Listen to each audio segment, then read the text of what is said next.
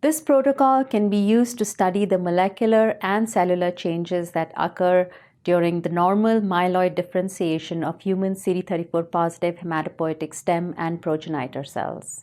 The main advantage of this protocol is that it allows the differentiation of CD34 positive cells along all 4 myeloid lineages, including megakaryocytes, erythrocytes, granulocytes, and monocytes.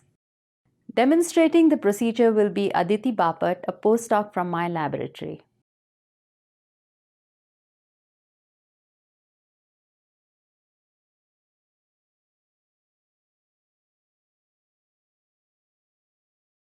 For mononuclear cell isolation from a human umbilical cord blood sample, sterilize the outer surface of a bag of umbilical cord blood with 70% ethanol before transferring the bag contents into a sterile 250 milliliter plastic bottle within a biological safety cabinet.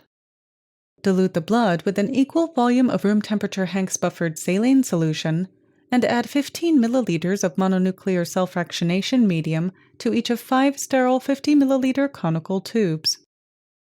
After gentle mixing, carefully pour 30 milliliters of the diluted umbilical cord blood onto the mononuclear fractionation medium in each tube, holding the 50 milliliter tubes at an angle to help avoid mixing the layers.